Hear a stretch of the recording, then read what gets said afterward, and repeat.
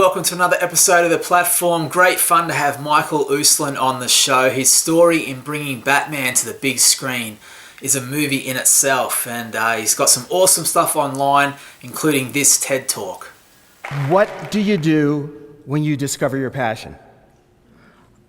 When it's coursing through your veins, when it's burning you, what do? I was lucky enough, I found my passion when I was a kid, and it was comic books and superheroes, particularly Batman.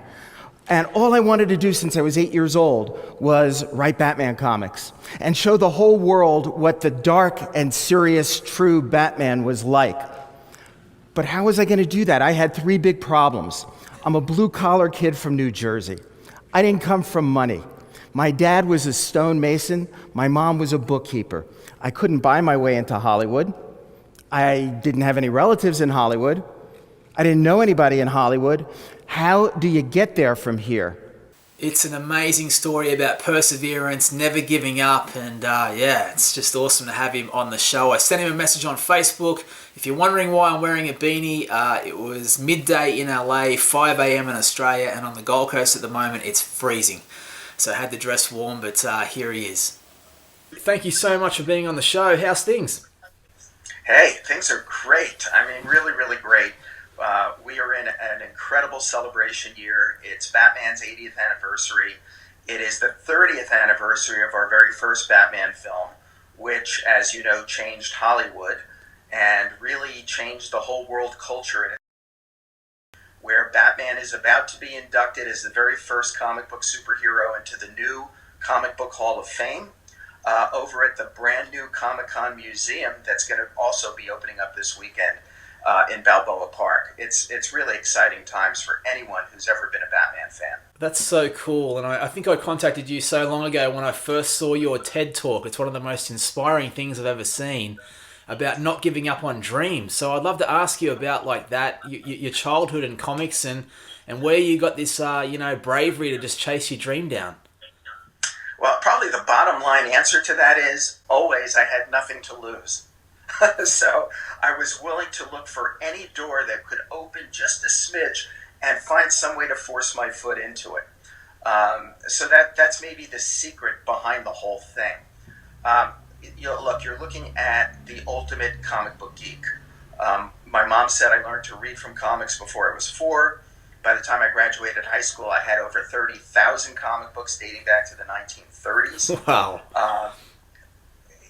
I was totally into it. I was at the first Comic-Con ever held on the planet Earth when I was 13. 200 of us showed up at the first Comic-Con, and now they're getting, like 200,000. But that was me. I was there at the early stages of the development and the organization of comic book fandom, and started writing for these early fanzines, which were handmade magazines that were put out by fans for fans. And this was all in an era before there was computers or social media. And comic books were a very alienating hobby. And it really wasn't until 6th, 7th grade that I found out that there were other people in the world who were so in love with comic books and superheroes like me. So that was the era I grew up in. And my first real chance to take my love of comic books and get on a trajectory where I could make my dreams come true one day. And my dreams ultimately, it started out when I was 8 years old, and I always dreamed of one day writing Batman comics. That was my earliest dream. And, but how do you do that? And ultimately, my next dream became I wanted to show the world the true Batman in a series of dark and serious Batman movies that would erase those words pow, zap, and wham from the collective consciousness of the world culture, and show them the true Batman is created by Bob Kane and Bill Finger back in 1939 as the creature of the night who stalks these severely disturbed villains in the shadows. But I'm a blue-collar kid from New Jersey, so I didn't come from money. I didn't know anybody in the movie industry. I didn't have any relatives in the movie industry. So to me, it was like trying to jump the Grand Canyon. It was an impossibility. So I needed to figure out what little teeny tiny steps, all in a trajectory going forward, I can get my foot in a door that could lead to the next step and lead to the next step. And that opportunity first came to me when I was in college in the early 1970s at Indiana University. So tell us about that, because when you talk about that in your TED talk, it's awesome. I mean, you start teaching, or you have the idea to teach a class on comics. Yeah, it had never been done. Yeah, it's real important that I said all of this in the context of the times. By the early 1970s, the mainstream, and by that I mean generally speaking, parents, educators, clergymen, tea parties, clubs, they all were very much either against comic books or dismissive of comic books as merely cheap entertainment for little children. So what they didn't understand at the time, due to the fact that there were continual attacks on comic books starting in the 1950s, claiming that comic books were the primary cause of the rise of juvenile delinquency in America after World War II. Oh my God. Yeah, oh yeah. This was serious. There were actual comic book burnings at different cities in America in the mid-50s that were eerily reminiscent of Germany in the 1930s. Wow. And that's how bad things were. In fact, the psychiatrist who wrote the condemning, damning book in the 50s, Seduction of the Innocent, that created this controversy and this inflammation, also asserted that comic books were a cause of asthma because children were staying indoors to read them instead of playing outside in the fresh air. So, amid that atmosphere, there was no way in hell there was ever going to be a college-accredited course on comic books. So, at that time in Indiana, it was, again, the early 70s, and as I said in my TED Talk, a time of great experimentation on college campuses. Yeah. Yeah. And so they had this experimental curriculum department, and the idea was if you had a concept for a college course that had never been taught before, you then had the right to appear before a panel of deans and professors and pitch it, provided you could get the backing of a department on campus. So I went to the folklore department, and Dr. Henry Glassy there was amazing. He listened to my plea. I said, Dr. Glassy, comic book superheroes are our modern day mythology. It is contemporary folklore. And my theory is that the ancient gods of Greece, Rome, and Egypt all still exist, except today they wear spandex and capes. So I said to him, the Greeks called him Hermes, the Romans called him Mercury, I call him the Flash. And he said, you're right. He said, I agree with you. If you look at what folklore and mythology really are, they're stories of hope, and they're stories of redemption, and they're stories of great heroes battling the demons and dragons of their day. He goes, so I'm with you on this. And he said to me, it doesn't matter if we call them King Arthur and the Knights of the Round Table, or we call them the Avengers, or we call them the Justice League, it's all the same thing. So armed with that, I went in and pitched my idea for a college course on comic books. The dean was not hearing any of this, and he stopped me after 2 minutes of pitching this and said, Mr. Uslan, come on. He goes, I read comic books when I was a child. I read every issue of Superman I could, but all comic books are cheap entertainment for little kids, so don't talk to me about art. Don't talk to me about mythology and folklore. I reject your theory. So it's like I said before about having nothing to lose. So instead of taking my books and walking out, I just decided to stand my ground, and I said, Dean, may I ask you 2 questions? And he said, sure. I said, are you familiar with the story of Moses? He goes, yeah, why? I said, well, could you very briefly just summarize the story of Moses for me? And he shook his head and he goes, I don't know what game you're playing here, but I'll play it with you. And he said the Jews were being persecuted. Their firstborn were being slain. A Hebrew couple placed their infant son in a little wicker basket and sent him down the river Nile, where he was found and adopted by an Egyptian family who raised him as their own son. When he grew up and learned of his true heritage, he became a great hero to his people by I said, stop. Dean, thank you so much. That was great. Um, do you know the origin of Superman? Do you remember that as a kid? And he goes, of course. He said the planet Krypton was about to blow up. So a scientist and his wife placed their infant son in a little rocket ship and sent him to Earth. There he's discovered by the Kents, who raised him as their own son. And then he stops, stares at me for what I swear to everybody was an eternity, and goes, your course is accredited. And all of a sudden, as a junior undergrad in college, I became the world's first college professor of an accredited course on comic books.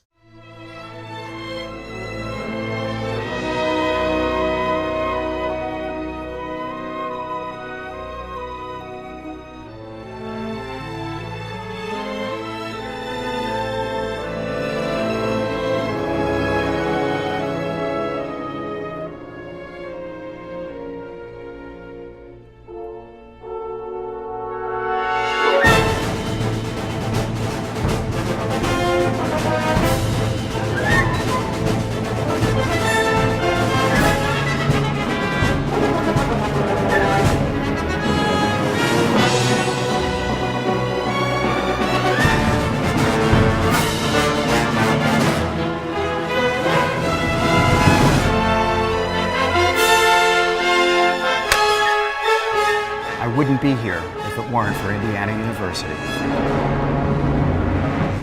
Such a cool story. Do you ever look back at that moment and just think, wow, where did I get the courage to stand my ground and actually say that? It goes back to having nothing to lose and the fact that I was driven by passion. Comic books were my whole life. Superheroes were my whole life. It sounds crazy, and probably it is crazy, and I probably qualify for being somebody who should be under investigation in that regard. But the passion was burning through my veins. Yeah. And it was that passion that kept propelling me forward and trying to get recognition for not only the comic books, but for the people I knew growing up who all lived in New Jersey, New York City, Long Island, who I got to know, who were the creators, the artists, the writers, the editors, since the late 1930s of all these great superheroes. And they had never gotten any respect. They never got any respect. When this whole thing erupted in the 1950s, these people were denigrated. They were driven out of the comic book industry largely. Stan Lee he told me the story how in the 50s and early 60s, probably through about the mid 60s, he would go to some fancy schmancy cocktail party in New York City, highfalutin, and he'd get into conversations and people would say, so what do you do? Oh, no. And Stan said his answer was, I'm a writer. I write children's books. And then he would walk away. And then they would follow him and they say, well, what kind of children's books do you do? And he said, I write comic books. And he said, then they would walk away. Oh, man. And that was the atmosphere at the time. So it was all driving me. And it was for the same reason that the next thing I did that was outrageous was to try to figure out a way to market myself and market my new course on comic books. When here I was, a junior in undergrad, living in Bloomington, Indiana, which we politely call the oasis in the desert, and I had no clout, knew nobody, and how was I going to possibly market this thing? So I picked up a phone and I called United Press International, which was as big a syndicate as Associated Press is today. And again, figuring I had nothing to lose, I got a reporter on the phone and started to scream at this man and said, what's wrong with you? You're not doing your job. This is outrageous. I hear there's a course on comic books being taught at Indiana University. Are you telling me as a taxpayer in this state, they're using my money to teach our children comic books? This has got to be some communist plot to subvert the youth of America. And I slammed down the phone. And 3 days later, he found me, did this big article. It went out, was picked up by almost every newspaper in North America and a bunch in Europe. My phone started to ring off the hook. And I was invited on radio and TV talk shows. And I had reporters coming down from magazines and newspapers from all over. And every single class I taught was filled with television cameras from NBC and CBS, and word got out. And as a result, I got a call from Stan Lee in New York City, who said, Michael, everywhere I look, I'm reading about you, I'm hearing about you. How can I be helpful to you? And that began my lifelong adult association with Stan Lee as my mentor and friend and creative associate. I got a call from the heads of DC Comics. They flew me to New York. They thought I was an innovative young man. Which you were. I was just following my passion to get my foot in the door any way I could. So they hired me. And I worked there summers, and they put me on retainer when I went back to Indiana. And it was through working there in the summers that I wound up getting the job to write Batman comics. And so in my last year at Indiana, I'm coming back from classes and I'm writing Batman. And that was my dream since I was 8, and it came true. It's the supervillains ultimately who define the superheroes. And I am a subscriber to the Stan Lee theory of supervillains, that the greatest superheroes in the world, the most long-living, have had the greatest villains. And inarguably, the Joker is the greatest supervillain ever created. There's two more essential elements to why Batman is so incredibly popular in a way that transcends borders and cultures. One is that he's got a really cool car. That's an important element to all of this. But the other, which we've all touched on, which we all know in our hearts, he's human. He is the superhero who has no superpowers, whose greatest superpower, I always contend, is his humanity. Man, I think the first message I did send you, I said someone should make a movie about your journey, because we all know the Batman brand around the world, but the story behind it, and your story in particular, would make a great, inspiring film. Don't tell anybody, but I just finished the second draft of the screenplay, but don't tell anybody. That's awesome, man. I can't wait to see that. That's the thing that I took from your TED Talk was like, you know, this never give up attitude, and you made these things happen yourself. But what was it like being in New York at that time for you, being a young guy? I mean, that must have been so cool being in that city. It was comic book geek dream come true. I mean, really, seriously.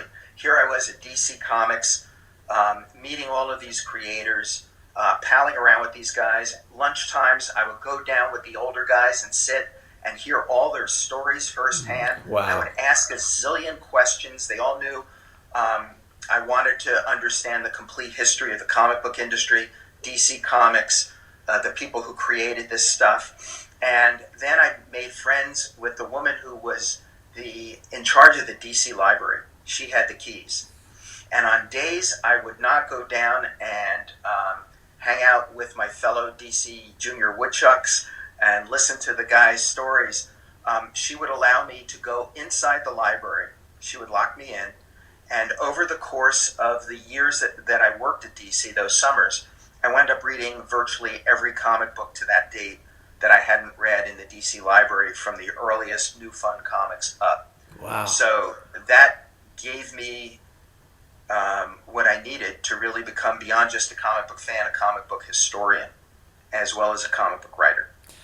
Man, that's awesome. And then it gets to a point in your story where it like really kicks in, and that is when you get the idea to get the rights to Batman, and then the journey you have in trying to get that to the screen. What I love about it is, again, that never give up attitude, because it took a decade, right? Yeah, it actually took more than a decade, but yeah, it took well, let me go back. So my first Batman comic book that I wrote comes out, and my first impulse was to start crying, okay? And then I froze in fear, because I realized that this dream I had since I was 8 had come true, and now I don't have a dream. I need a new dream. And as I say, it took 10 minutes for the epiphany. And I remembered back to a cold night in January 1966. It was a night I had been waiting for many months, and it was the premiere of the Batman television series. And I was downstairs in the den of my house, and that show came on the air, and I go, oh my God, it's in color. Oh, the sets are extravagant. They spent big money on this. Oh, the Batmobile is cool. And then about 20 minutes in, I realized this was a comedy, that they were playing Batman as a joke.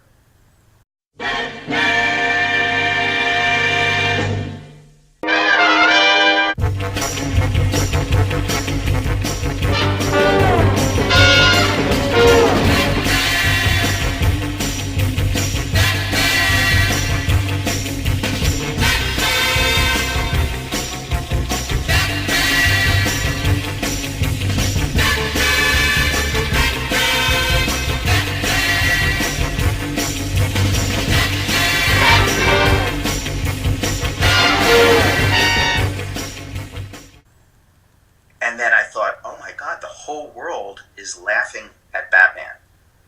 And that killed me as a Batman fan. As a Batman fan who had met Bill Finger. As a Batman fan who had met Bob Kane. And knew their true version of Batman. So downstairs in my den that night, I made a vow. I made a vow like young Bruce Wayne once made a vow. But as I say, he did his vow over the bloody bodies of his parents in the street. My parents were safe in the kitchen upstairs. But I vowed someday, somehow, I will find a way to show the world the true dark and serious Batman. And I realize now, when this first comic book was published, that that's got to be my next dream. So in circa 1979, I went back to Saul Harrison, who was the guy who called me from DC and mentored me into the industry. And he was now president of DC Comics. Right. And I said, Saul, I want to buy the rights to Batman and make dark and serious Batman movies and show the whole world the true Batman. And he turned white as a ghost. He was so nice. He was very fatherly toward me. He goes, Michael, for God's sake, don't do this. I don't want to see you lose all your money. He says, don't you realize, since the Batman TV show went off the air, that the Batman brand is as, this is a quote, as dead as a dodo, unquote. He said, Michael, nobody's interested in Batman anymore. I said, yeah, Saul, but nobody's ever seen a comic book superhero movie done in a dark and serious way. If we do that, it'll almost be like they're seeing a new form of entertainment. He said, is there any way I can talk you out of this? And I said, no. He said, all right, come on in. So over the course of the next 6 months, we negotiated that deal. I found the greatest partner in the world, someone who really knew how to mount a production, a legend in the movie business, Benjamin Melniker, who was my dad's age. And Ben, when he was the executive vice president of MGM in its Tiffany years, had put together the deals for Ben-Hur, 2001: A Space Odyssey, Dr. Zhivago. Wow. Ben and I formed Bat Film Productions, and in October 1979, we signed the deal and acquired the rights to Batman. And I quit my job at the time, went out to California, and I said, this is going to be a snap. Every studio is going to line up my door. I mean, how could they not see the potential here for sequels and merchandising and animation, and video games were getting to be bigger and bigger. So you can imagine my shock when I came out to LA and was then turned down by every single studio in Hollywood. They told me I was nuts. They said it was one of the worst ideas they had ever heard. And they said, Michael, you're crazy. You can't do serious comic book movies. You're out of your mind. You can't do dark superheroes. And nobody's ever made a movie out of an old TV series. And so, as a result, it took 10 years from the time we bought the rights till that first movie, that revolutionary, groundbreaking movie came out in 1989. I ask you, Michael, what? That's obviously frustrating. 10 years. I mean, a year would be frustrating when it's something you really believe in. But what was the lowest moment for you during that time? Was there ever a time you were going to quit? There were lots of low moments. It was filled to the brim with low moments. But no, there was never a time I was going to quit. It was always a matter of, okay, how can I hold on another week by my fingertips? And especially when I didn't know where my next dollar was coming from, and I had a family that I had to feed and keep a roof over their heads. And let me tell you something, when everybody tells you you suck, and your idea is awful, it tests your mettle as a human being. You've got to look deep inside yourself and go, okay, is everybody right and I'm just being stubborn? Or do I really believe in this, and do I really believe in myself? And I kept coming up with the latter answer. And, well, one of the lowest points, I'll recount one story. It came the afternoon we got our final rejection from our final major movie studio in LA.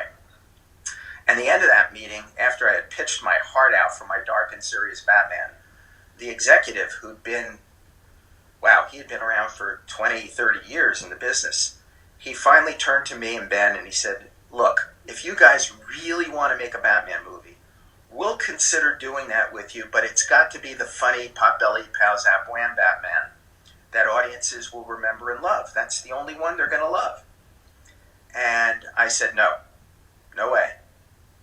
And then he sat down and looked at me and said, Michael, it's better to have a movie than to have no movie at all. And I said, no. So afterwards, Ben and I were sitting on a bench on the studio lot. And I was despondent. I mean, I really was. And Ben said to me, you know, it's pretty ironic that with all the no's we've gotten from the studios, the final no came from you. And then he said, Michael, you know, that's great dialogue. I can see that being like the turning point in Act 3 in your story. well, then he turns to me and he says, Michael, you know what you are? And I said, yeah, I'm an idiot. And he says, no, you are Batman's Batman. He said, you are his protector. You are his defender. You have a vision for this, of what you believe is right for this character. And you are defending him. Yeah. And Ben's words really helped pick me up out of the dumpster at that moment in time and help me get through the next period of fighting for what I believed in. And that was really true. Every punk in this town is scared stiff. They say he can't be killed. They say he drinks blood. Is there a 6-foot bat in Gotham City? Vicky Vale. Bruce Wayne. And what do you do for a living?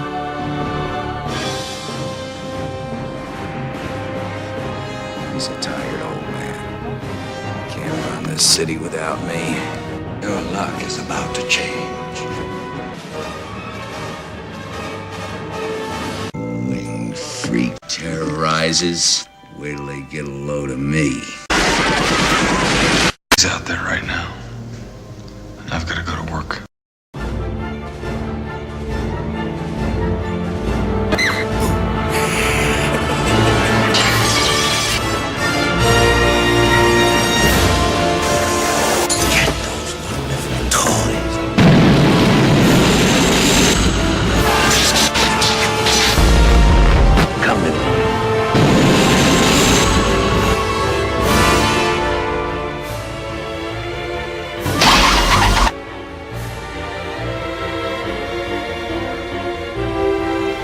My life is really complex. I have given a name to my pain.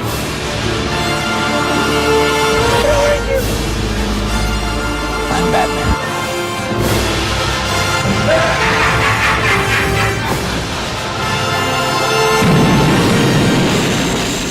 And it's your story is absolutely inspiring because we all know what came from this effort and the grind that you put in. And can you tell us about that? Like, how did Tim Burton come into the scene, and how did you guys create a movie that blew every box office record out of the water? All right, let me be perfectly clear. All of the credit, all of the accolades belong to Tim Burton. Period. End of story. When this young genius arrived at our doorstep in 1986, Warner Brothers set up a screening of the fine cut of Pee-wee's Big Adventure for me to take a look at first.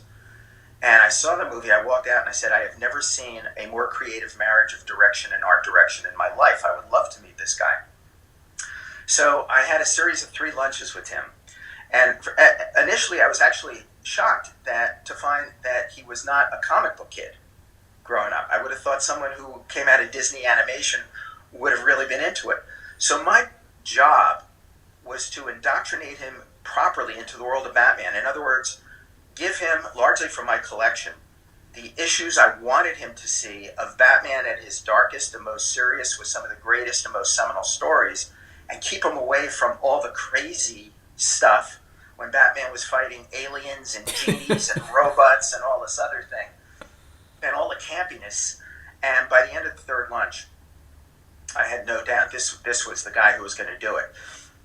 And it was Tim who had the big idea. And when I say the big idea, it was this vision that not only made Batman 1989 so revolutionary and groundbreaking, but as a result, influenced every filmmaker of any genre piece since then. And I contend strongly that to this very day, to this coming weekend, whatever movies of genre are opening up, that you can still see in every case the influence of Tim Burton's vision from that first movie.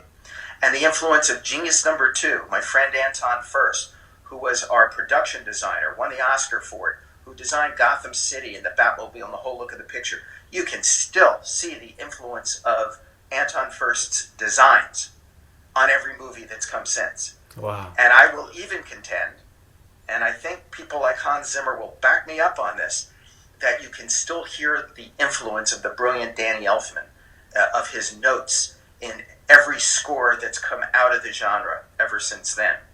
So it was so revolutionary. And you know what people miss? They focus on the box office success of Batman 1989. And it's true, it smashed all kinds of records. But they're missing the whole point. What really matters historically is that the impact this had on world culture. Not only did it change Hollywood forever and change fans' perception, it changed the world's perception of comic books and superheroes.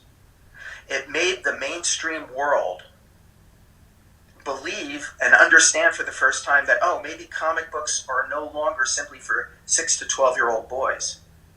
And based on the characterizations and the stories and the thematic heft in them, these things can entertain adults as well.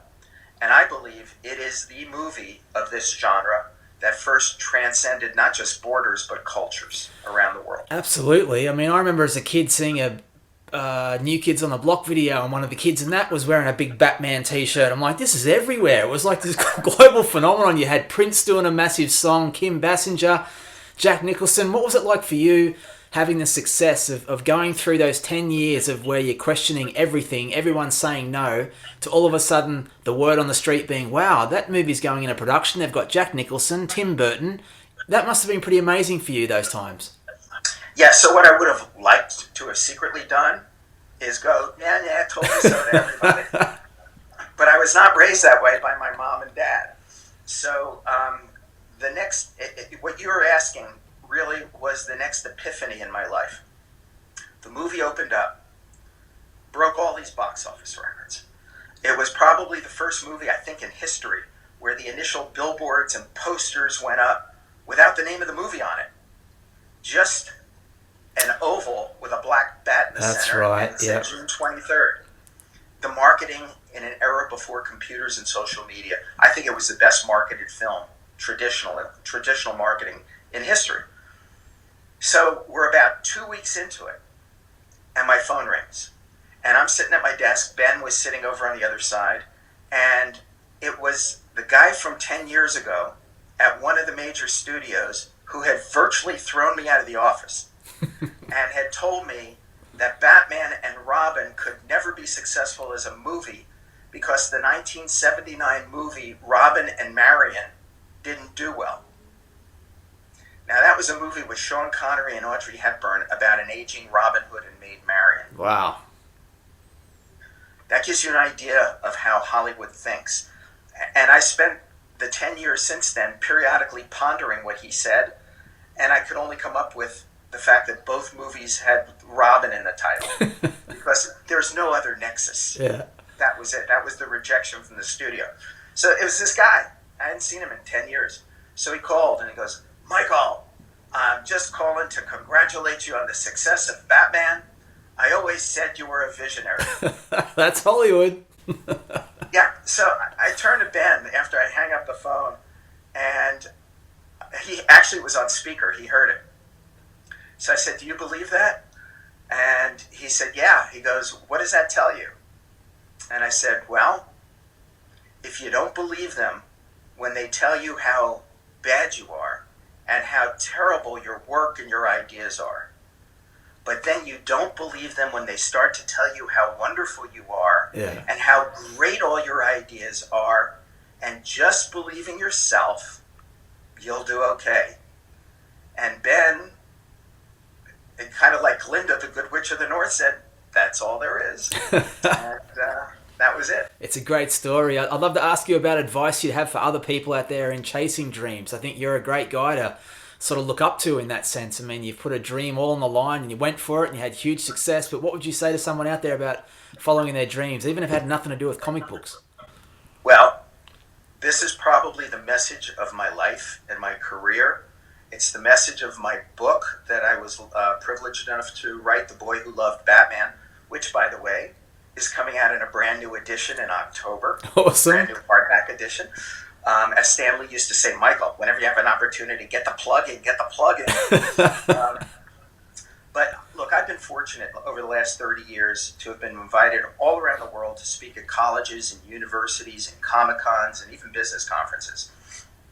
And if there's anything I've learned and observed, it's that there have been now at least 2 generations of young people who too often seem to have a misguided sense of entitlement. It's like they think if they sit back, the world is going to come to them. They think the world owes them something. And in my guess, there's only a maximum of maybe 15% of these young people these days that are getting up off the couch, willing to be proactive and really chase their dreams and fulfill their passions. So once you explore and discover what your passions are and have that to motivate you, get up off the damn couch. Because if you are one of those 15% that get up off the couch to make your dreams come true, your competition now is not 100% anymore, it's 15%. And your chance of success just skyrocket. Is it easy? No. Is it quick? Hell no. Can you do it? Look at me, the blue-collar kid from New Jersey, who didn't come from money, who didn't know anybody, who had no relatives in the right place. If I could do it and make it happen, propelled by passion, anybody can do it. But that's the magic of it. People say to me, always in Q&A, what about the magic of good luck and the magic of good timing? Well, you know what my answer is? What you need to do is knock on doors, and knock on doors, and knock on doors. And the one thing I promise every young person who is in college right now is when you get out of school, I can only promise you one thing that's going to happen. Unless you're born with a silver spoon in your mouth and you're going directly into daddy's business, the one thing I guarantee you is going to happen is doors are going to slam in your face. I promise you they will. And what I discovered is when that happens, you really truly only have 2 choices. You can go home and cry about it, or you can pick yourself up, dust yourself off, and go back and knock again, and again, and again, until your knuckles bleed. The Batman movie franchise was built on my bloody knuckles. So you want to talk about good timing? Okay. If you keep going back and back and back and knocking on the doors and refusing to accept rejection all the time, at some point in time, you're going to knock on the right door at the right time. There's your good timing. There's your magic. What about just simple, plain old good luck? Well, yeah, if you keep going back and knocking and knocking and knocking and knocking, you're going to make your good luck. That's awesome. So it goes. So And awesome. last thing I want to leave you with. I thought this whole thing and a career in Hollywood, in movies, television, animation, gaming, I thought it was going to be a war. And that every day I would go out there and fight a battle and try to win this battle and then try to win that battle. It's not. It isn't. What I found out it truly is a siege. And your job is to dig a foxhole and hunker down in the foxhole with a helmet on your head. And the most important decision you can make your entire career is who you allow in the foxhole to watch your back. And once again, a siege is not quick. And a siege is not easy. You have to tighten your belt and hunker down and play it out. That's what it takes. Wow, that's so awesome. Michael, thank you so much for your time. It's an honor to have you on the show. Your story's inspiring. I can't wait to see your film, and thank you, man. I really appreciate this. If anyone's going to be at San Diego Comic-Con Saturday, July 20th at 6:45 p.m. in room 6A. Yes, Stan, I'm getting the plug in. I'm going to do a presentation on the 30th anniversary of our Batman film, and I'm happy to report that this coming week we're going to have the opening of the Comic-Con Museum in San Diego in Balboa Park, which is going to be so totally awesome. It is going to be the beginning of a comic book Hall of Fame, and we're going to be inducting Batman as the first character. Well, congratulations. What a great journey so far. Thanks so much. Yes, there you go. Super fun to have him on the show. Thank you for watching, and we'll see you next time on the platform.